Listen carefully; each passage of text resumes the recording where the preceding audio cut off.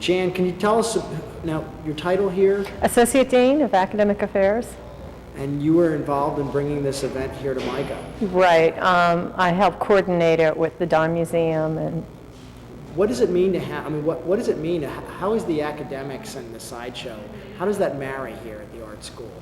Well, we've done a lot to develop programming like the speaker series tonight, so that class projects and a lecture series like we have this evening could help place for students the whole historical aspect of what sideshows meant in terms of American history, since it's really an American phenomena, and this is the last of it. And also to sort of look at what that history meant and what its social implications were, the aesthetics of the sideshow art, since this is a community about artists, and to help open up a whole discussion about what are some of the implications of that. And it's pretty rich in terms of its impact. And so we've brought in artists, scholars. We have artist photographers tonight in our series, our lecture series. Rosamund Purcell from Boston, a famous photographer. She's shown internationally and published many books. We have Leonard Cassuto, who is from Furman University, but currently teaching at Johns Hopkins here.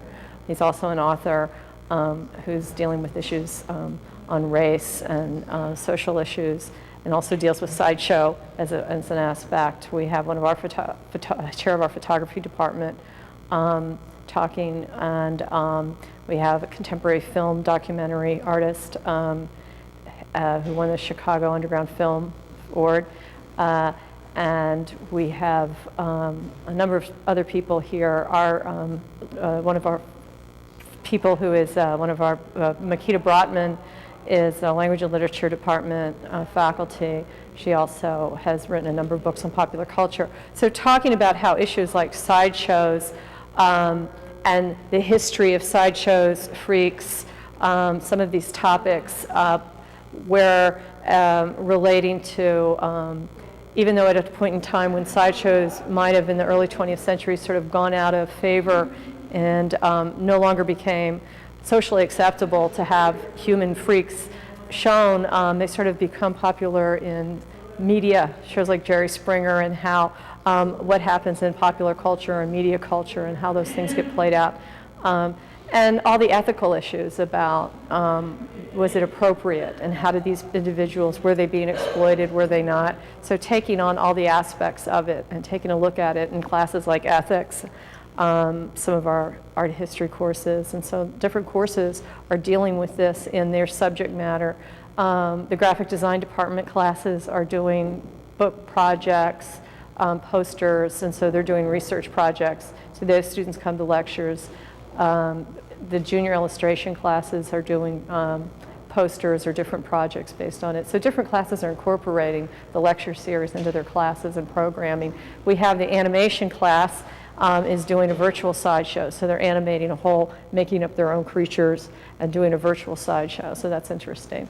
Do you think so the academic world, and is this a real first of marrying the kind of academic world with the sideshow? It is, but it's a funny irony, I think, because what I like about what we're doing is that Charles Wilson Peale, who was the first sort of the founder of American art museums, and had the Peale Museum here in Baltimore and also one in Philadelphia, and those are the first museums in America in the 19th century, and he was sort of the father of all of these artists: Rembrandt Peale, Titian Peale, Raphael Peale, Sarah Peale, his niece, was the first professional art teacher in America.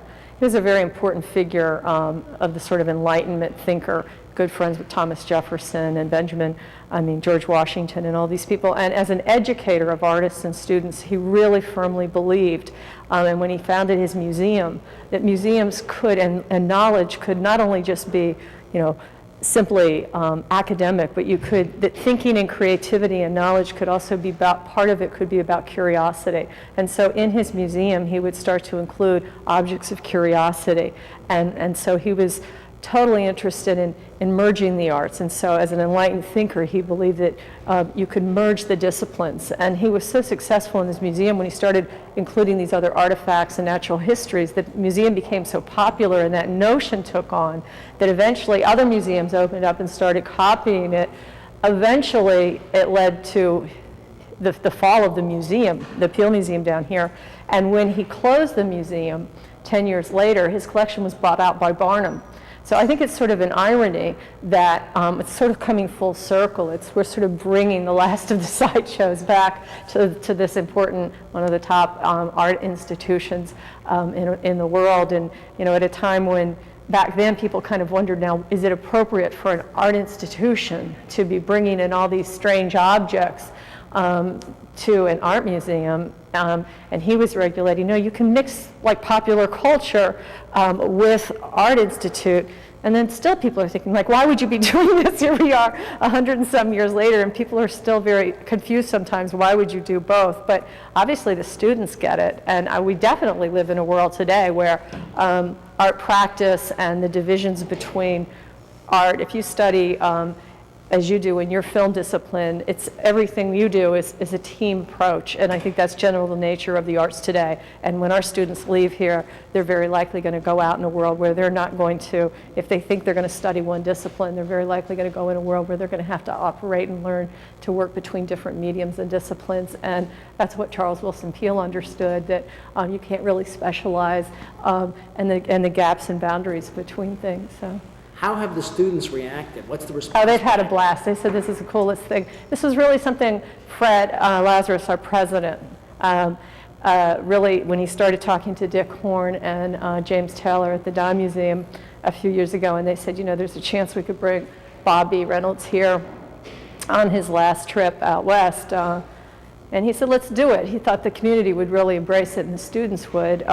He just said, well, let's do it. And some have had students say this is the coolest thing that's happened in 3 years. So it's been really fun. They've gotten into it. So we also timed it with our annual Halloween ball, which is like MICA's biggest thing that the kids do. I mean, they start making costumes for that, and it's a pretty wild event. And that happened last Saturday night. So they came back they just had their midterms, their fall break, Monday and Tuesday last, and then the sideshow. So it's sort of good timing for them, and it's a nice time. You think people, so the academic, just once again, maybe you can just say it in a real quick kind of soundbite, just about like Micah's role was kind of, this is a real kind of watershed, this is a real big moment, for MICA, for the Maryland Institute to bring it, sideshows. Maybe say it in like a sentence or two. Just, stating, MICA's mission with this academic, presentation of the sideshow.